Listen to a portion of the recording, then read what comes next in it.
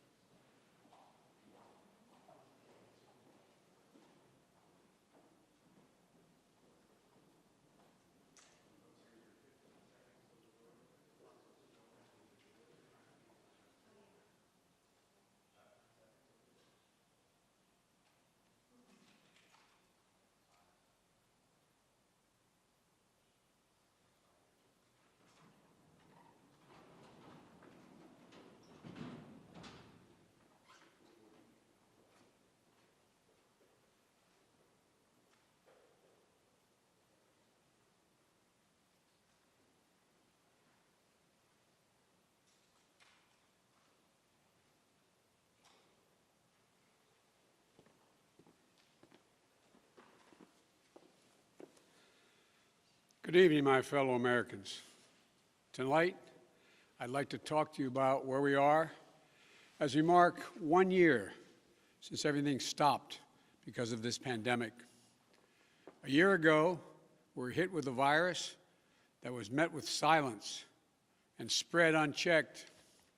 Denials for days, weeks, then months.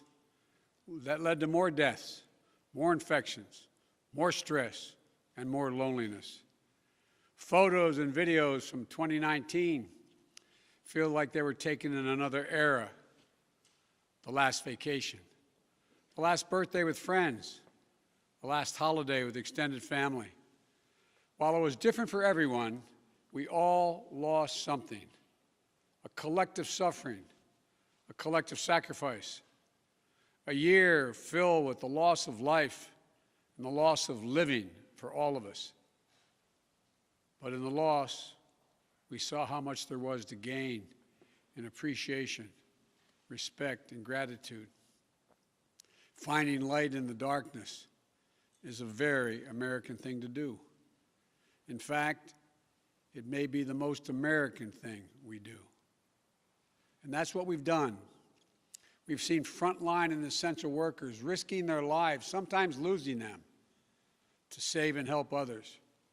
Researchers and scientists racing for a vaccine. And so many of you, as Hemingway wrote, being strong in all the broken places. I know it's been hard. I truly know. As I've told you before, I carry a card in my pocket with the number of Americans who have died from COVID to date. It's on the back of my schedule. As of now, total deaths in America, 527,726. That's more deaths than in World War I, World War II, the Vietnam War, and 9/11 combined. There were husbands, wives, sons and daughters, grandparents, friends, neighbors, young and old. They leave behind loved ones, unable to truly grieve or to heal, even to have a funeral. But I'm also thinking about everyone else who lost this past year to natural causes, by cruel fate of accident or other disease. They too died alone. They too leave behind loved ones who are hurting badly. You know, you've often heard me say before, I talk about the longest walk any parent can make is up a short flight of stairs to his child's bedroom to say, I'm sorry, but I lost my job. Can't be here anymore. Like my dad told me when he lost his job in Scranton. So many of you have had to make that same walk this past year. You lost your job. You closed your business.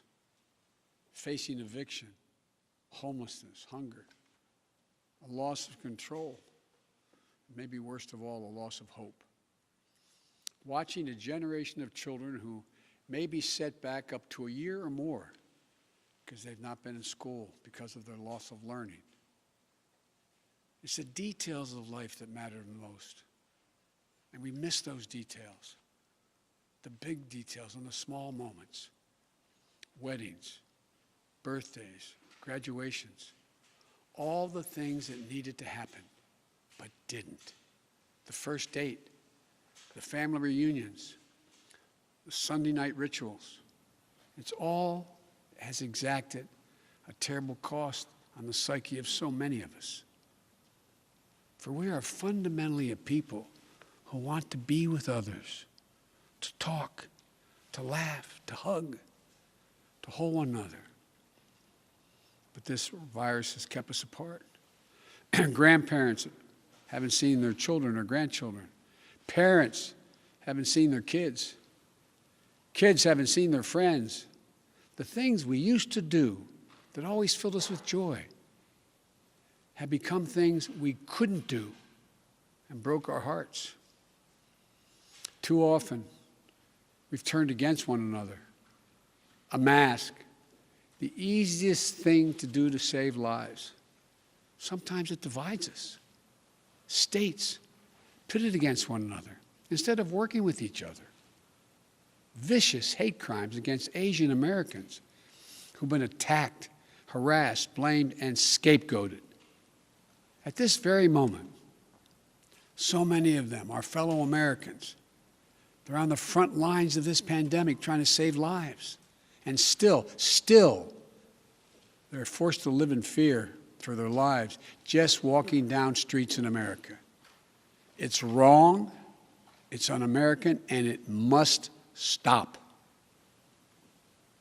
Look, we know what we need to do to beat this virus. Tell the truth. Follow the scientists and the science. Work together. Put trust and faith in our government to fulfill its most important function, which is protecting the American people. No function more important. We need to remember the government isn't some foreign force in a distant capital. No, it's us, all of us. We the people. For you and I, that America thrives when we give our hearts, when we turn our hands to common purpose. And right now, my friends, we're doing just that. And I have to say, as your president, I'm grateful to you. Last summer,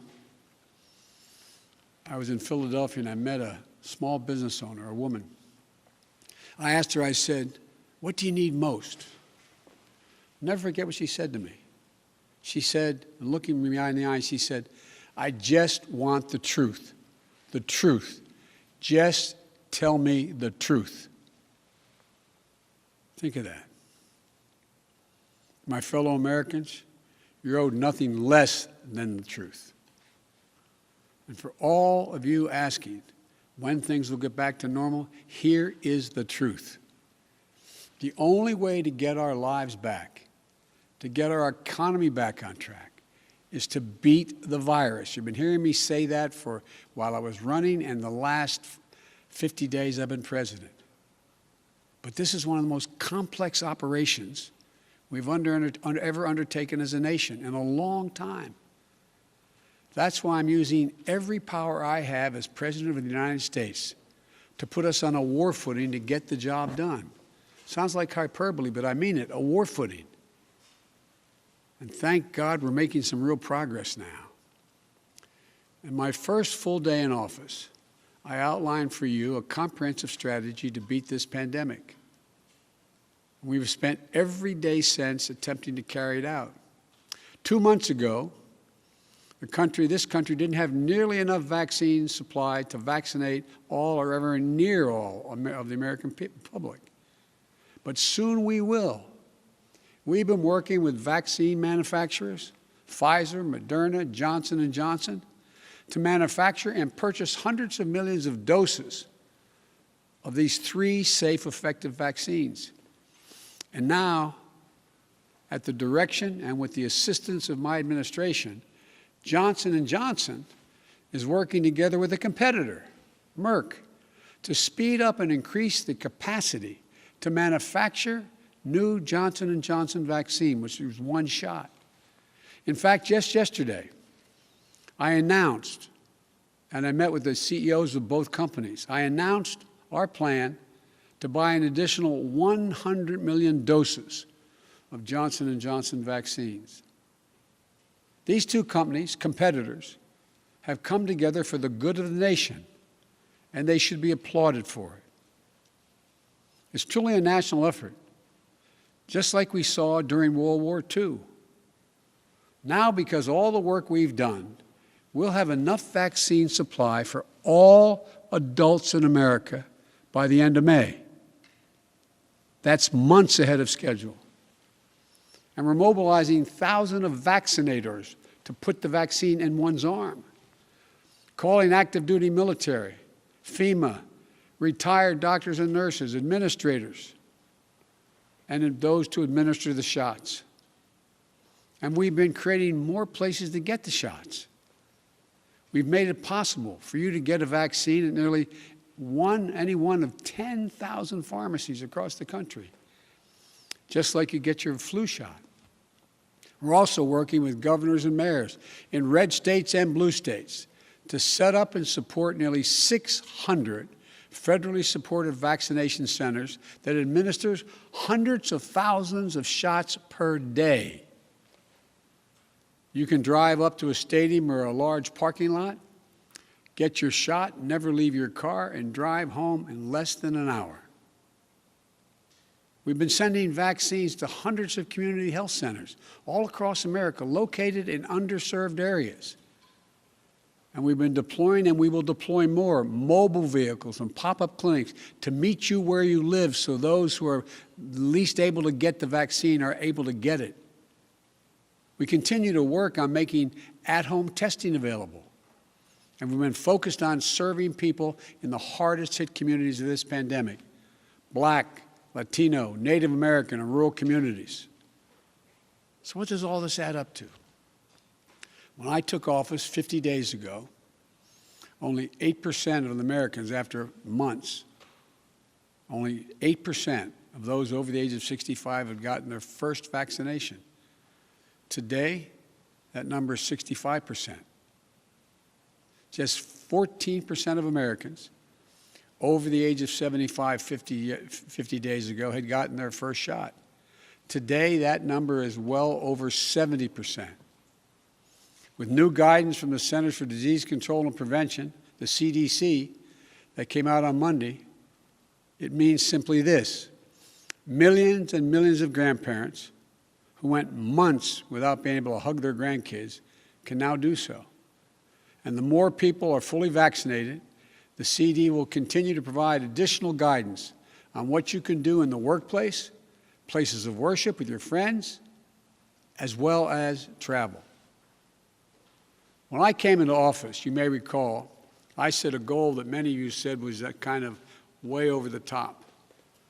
I said I intended to get 100 million shots in people's arms in my first 100 days in office.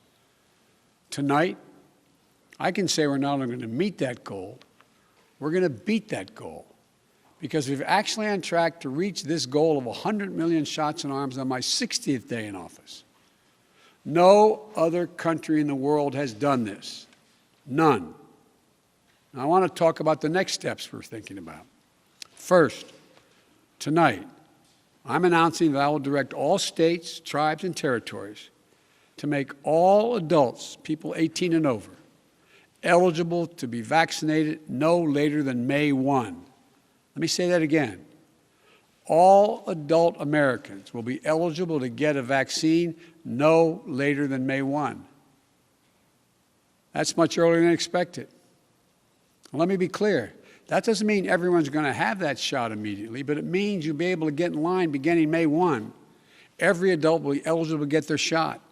And to do this, we're going to go from 1 million shots a day that I promised in December, before I was sworn in, to beating our current pace of 2 million shots a day, outpacing the rest of the world.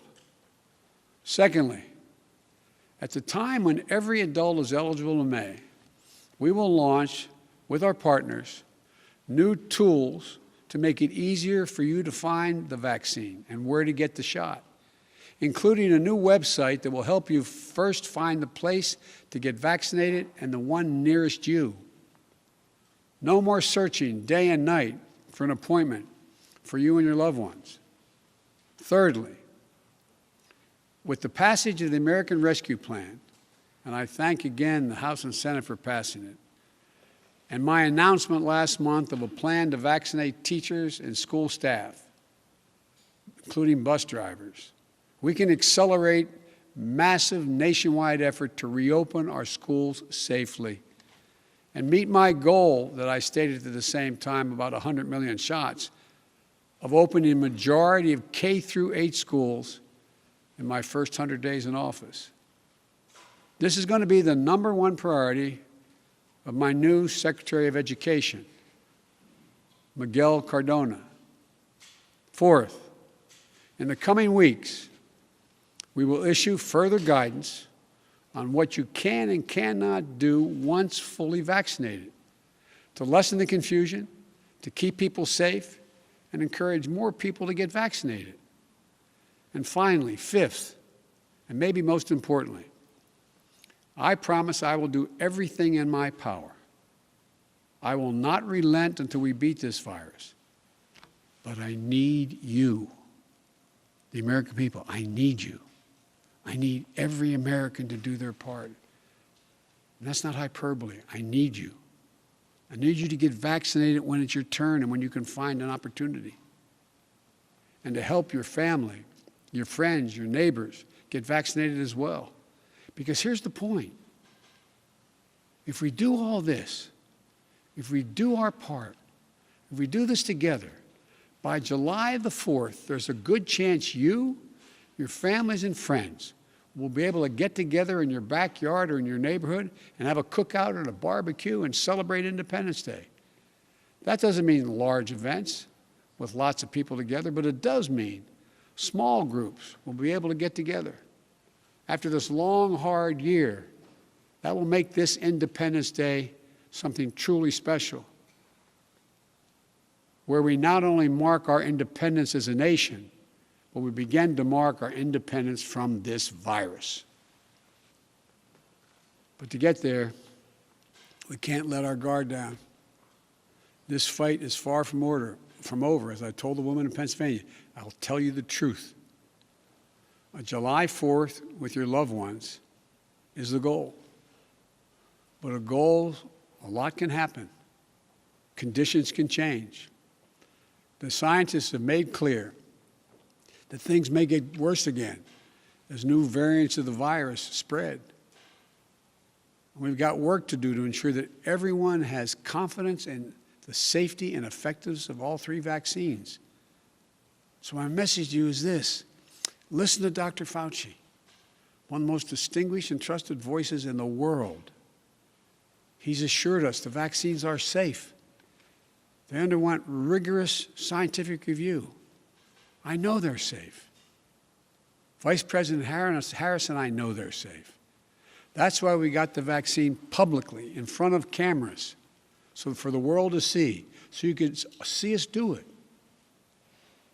The First Lady and the Second Gentleman also got vaccinated. Talk to your family, friends, your neighbors, the people you know best who've gotten the vaccine. We need everyone to get vaccinated.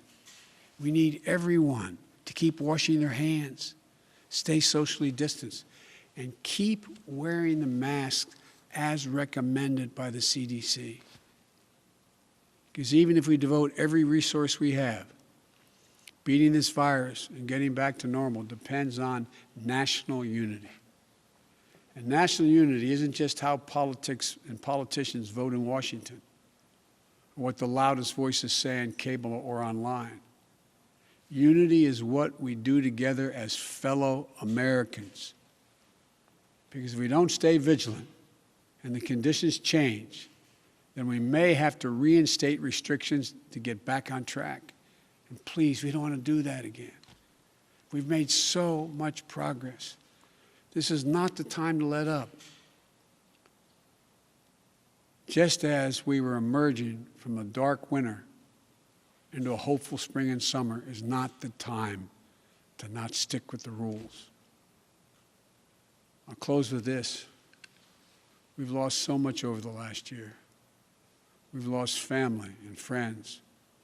We've lost businesses and dreams we spent years building. We've lost time with each other. And our children have lost so much time with their friends, time with their schools. No graduation ceremonies this spring.